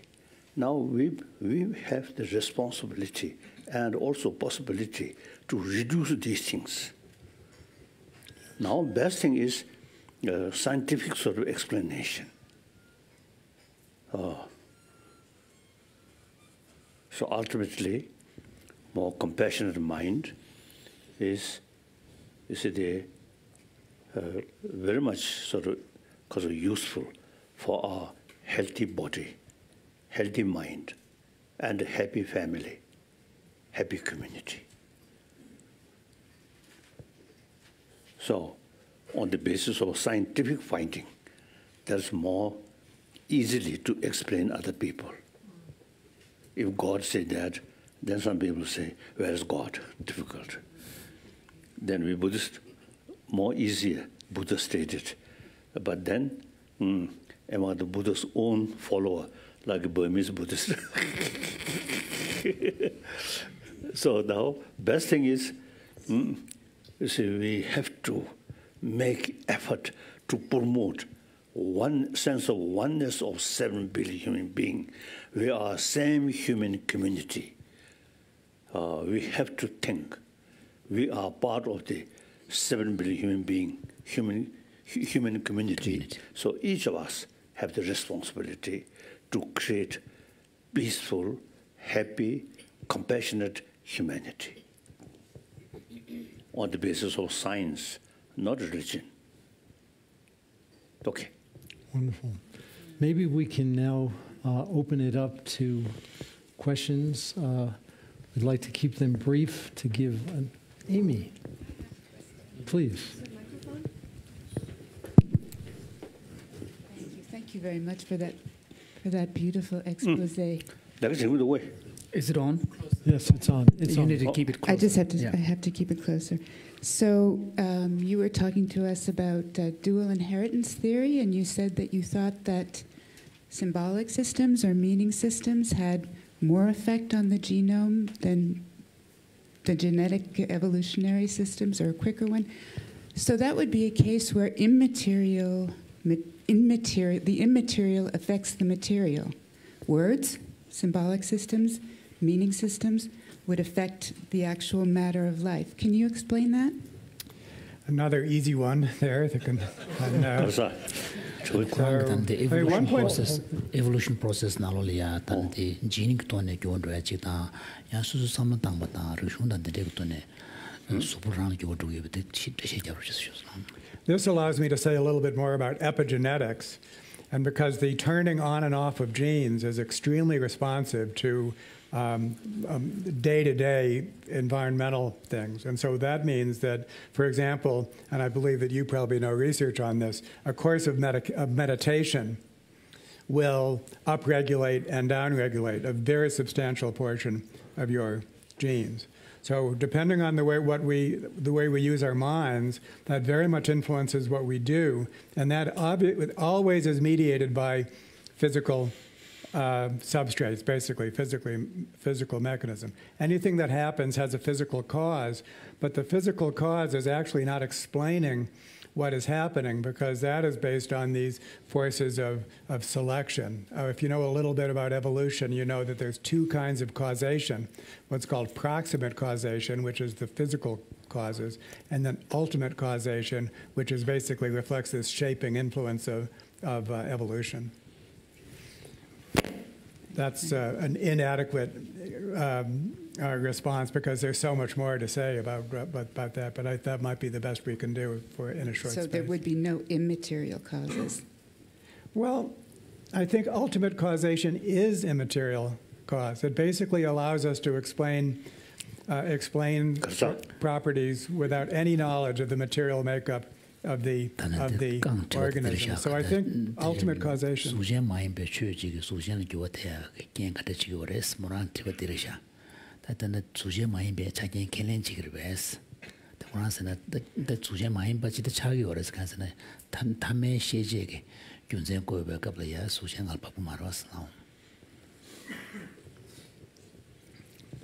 Any Lizette?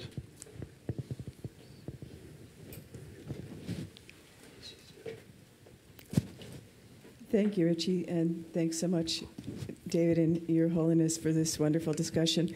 The question I have is, you've talked about selfishness being a trait in individual genetic evolution that's successful, but in cultural evolution, it seems that people who are likable, people who are generous, are more successful. There is some work by Adam Grant that indicated that that's the case. Could you please comment on that?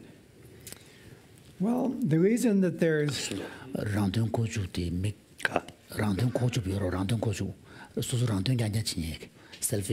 selfishness the enemy gerbachiki keju ton do your sketches and ajik sanjo ge champagne lo de dia shendan de ton yoris now date correct.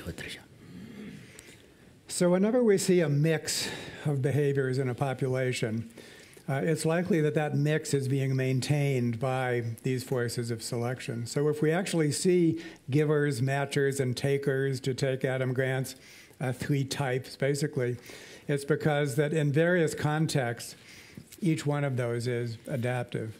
In that great book, he talks about the givers basically doing the best and the worst. And this really gets us back to the basic dynamic of altruism and selfishness. If you're a giver, and if you manage to surround yourself with other givers, the results are spectacular for all of you. But if you get surrounded by takers, then it doesn't work well for you, and it works well for the takers. If you're a taker and you're surrounded by givers, well, isn't that fun? If you're a taker and you're surrounded by other takers, not so fun. And so here are these opposing forces. Sometimes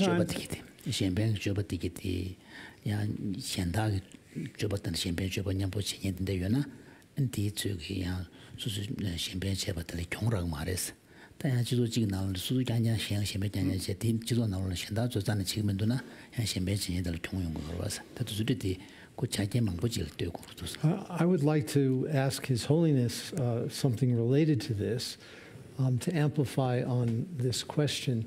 And that is, Your Holiness, you've spoken a lot and written a lot about the importance of motivation and altruistic intent. And if in this language of the giver, who is the more altruistic person, if the giver is altruistic with the right motivation, with a truly compassionate motivation, we know from scientific evidence that it will benefit health, it will actually have biological consequences, it actually there's evidence to suggest that it can reduce stress hormones and have a whole range of beneficial biological effects. And so might it be the case that simply being a giver in any context, whether you're surrounded by takers or other givers, there's an intrinsic benefit to the genuine motivation to express compassion in this way?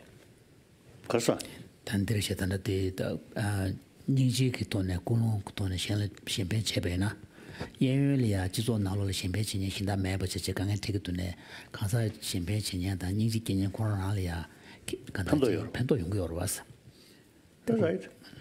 I think we human beings consider altruism is something nice. So, in the past century,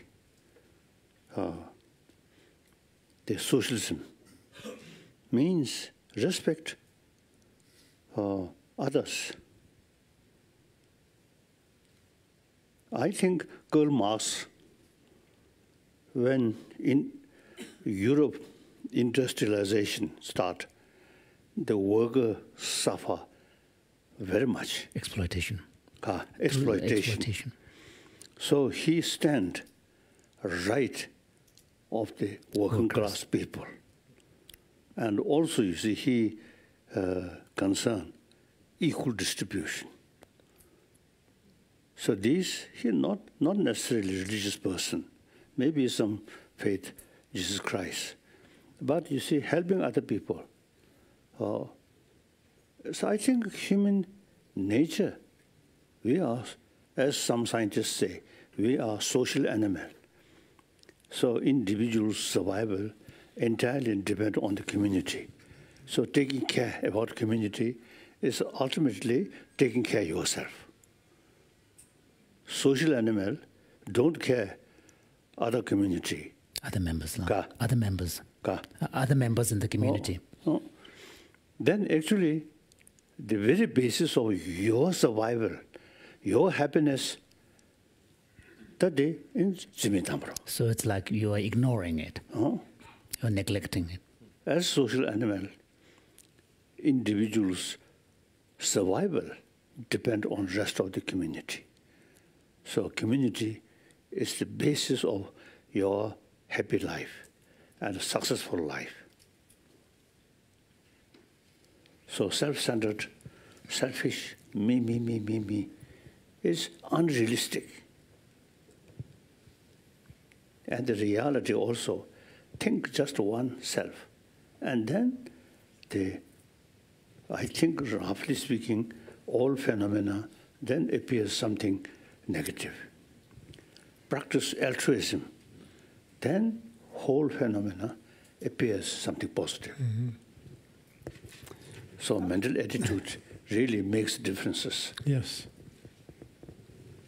I want to reinforce that and also to amend it a little bit.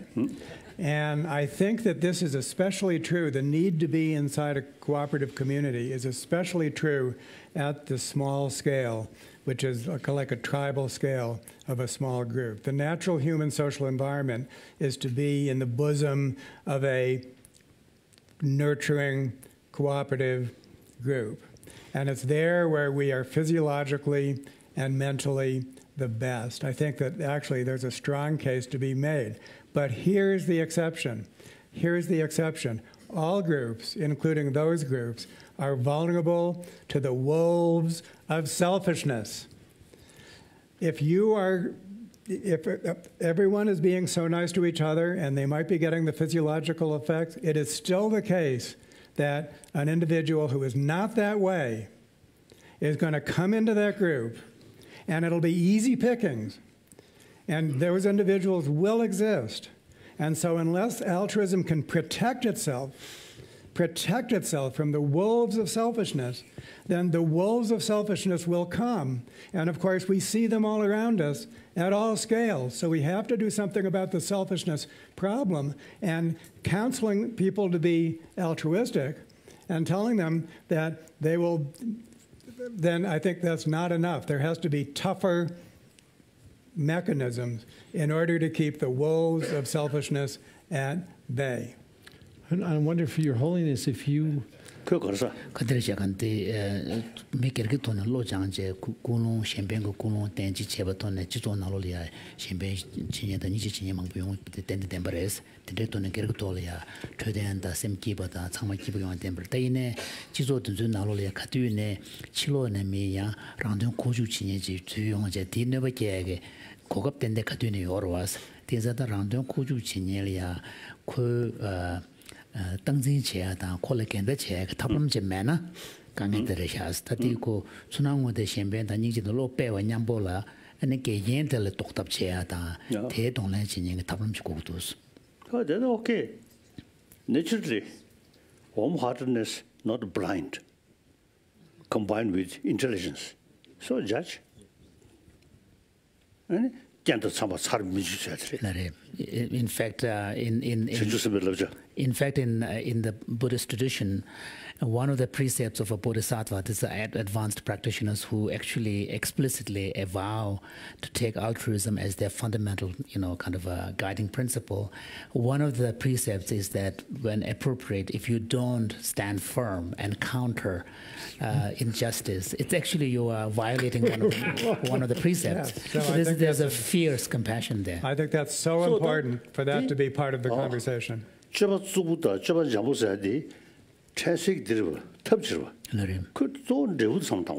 for example, like when we talk at the behavioral level, what seems harsh versus what seems gentle is really, we're speaking purely at the appearance level. Whether to characterize a behavior altruistic or not, has to be based upon what the underlying motivation is and what the objective is. Yes. Usually I tell it to people, all major religious tradition is, from Buddhist viewpoint, all are creation of human being. So all religion, you see, carry teaching of best quality of human being. That's love. So all major religious tradition, you see, teach us loving kindness. And for that, utilize different philosophy according to the existing circumstances or cultural heritage. So that's okay. But all different philosophical views, same goal. Promote human love, compassion. Because religion, as I mentioned this morning, we are quite sinful. No believe God.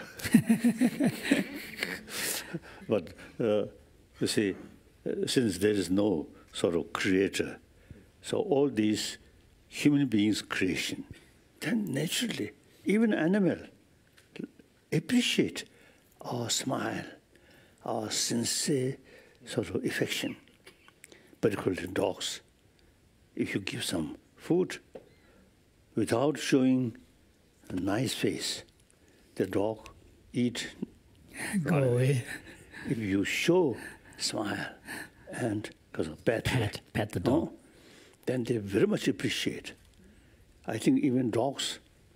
To hear one my sort of question is the mosquito. Occasionally I give some blood when I know no malaria. In the area. Malaria. No malaria in the area. So then give some blood. So mosquito enjoy my blood. And their whole body becomes red. And then at the end, few drops from their body, then fly. No sign of appreciation. So I'm wondering, the brain size. Very small. Which size? What size? Yeah. Then develop the sense of appreciation. Capacity Dogs, for appreciation. Yes, appreciation. Yeah. And many other birds also, like that. So these is connected with because of the brain. Brain size now. Maybe we have time for one quick last question. I have this gentleman here, and I have Mona that have both been waiting for questions. We didn't see, so we'll do Okay, let's do, yeah. Karsa. please. Karsa. Okay, then did to you kept it. Yes. No, over there. Okay. Thank you. I have a question. Louder. Hello. I have a question to His Holiness. So glad to hear that you talked about how education is creating differences, and it's something I'm also arguing in my thesis as to how education is creating, actually reproducing social inequalities. So what, according to you, the kind of reimagination that education system requires in the contemporary time where there's so much urbanization, so much influence of technology, social media, what, according to you, is the reimagination we need in education today? When I look today's world, a lot of problems which essentially our own creation. So that related with education, I feel. The so-called modern education come from West. In West, you see, moral ethics side is just to believe God. No tradition of training our mind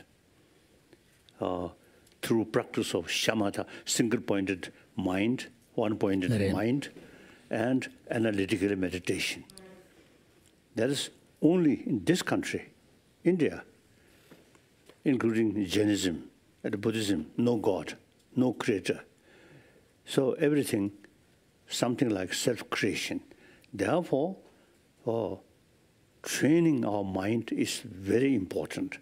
Just a prayer, not sufficient. So therefore, in this country, over 3,000 years, concept of shamatha, concept of vipassana, already developed.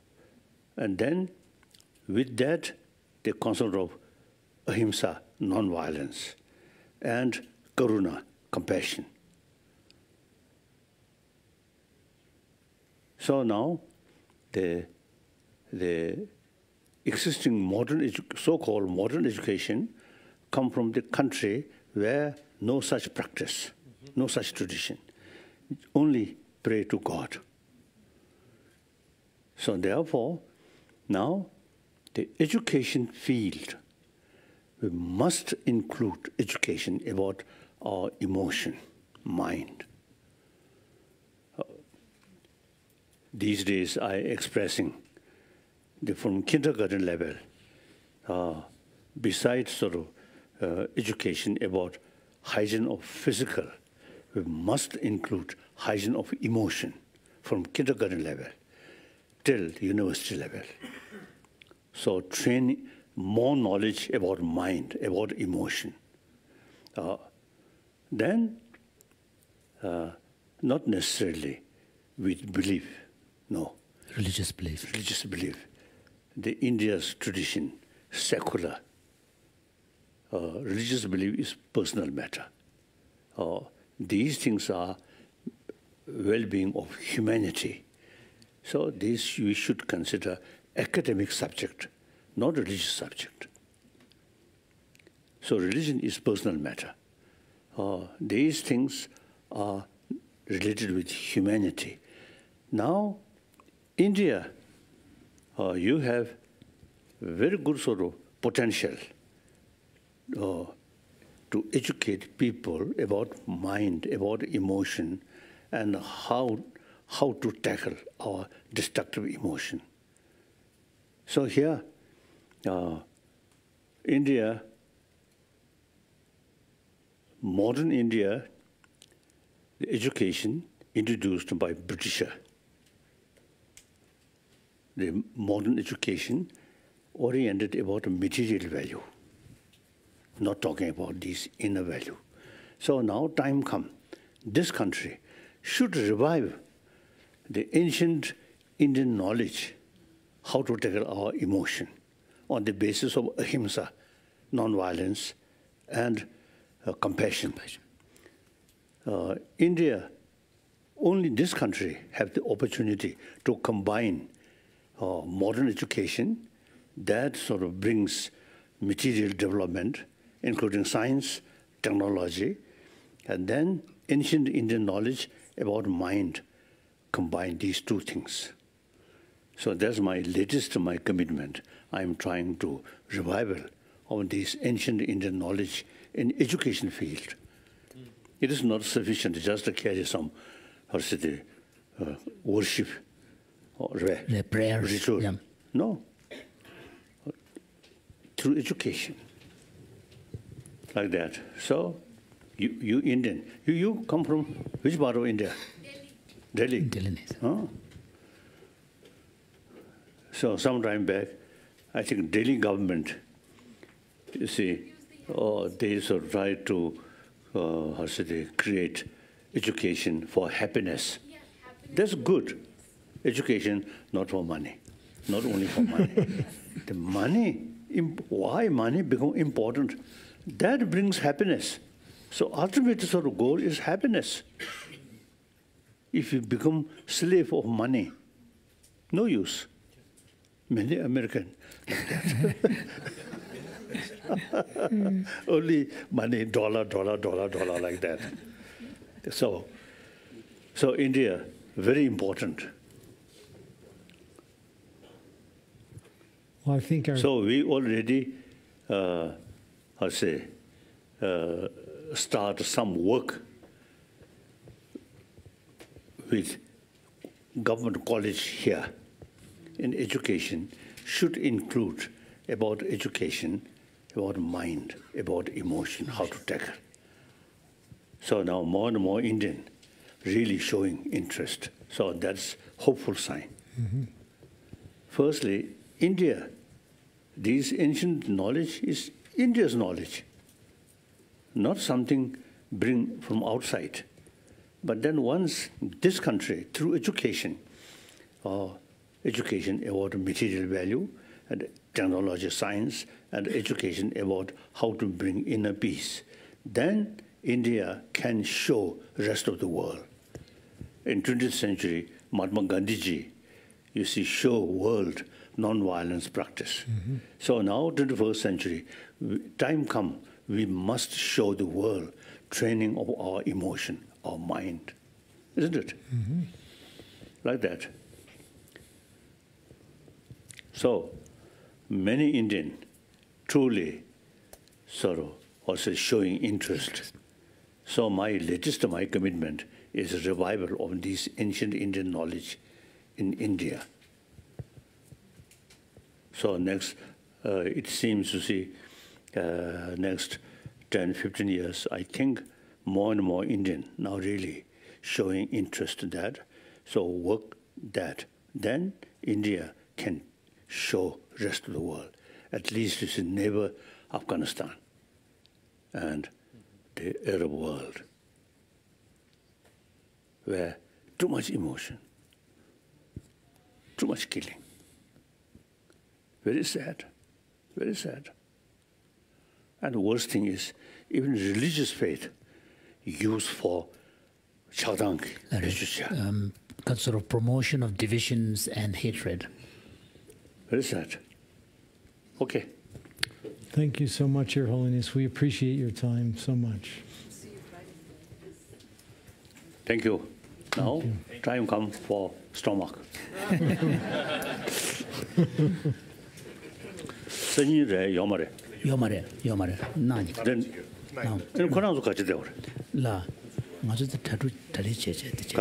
맞아 다리 제다. 한국산 노블링 가다 도와줘야 돼. 뭐 전들도.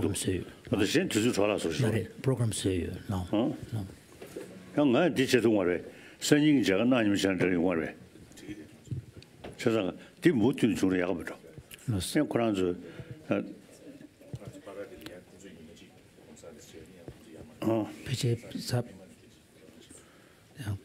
now through the so His Holiness has a question. Instead of doing it on Friday, we could do it tomorrow. So would you rather have a day off tomorrow and then come back on Friday, or would you rather continue the conversation tomorrow instead of Friday? So I think Friday would be better because we're live streaming it and people are watching it. Okay. Tomorrow I'm going to have some audience. Okay. Then see you again after tomorrow.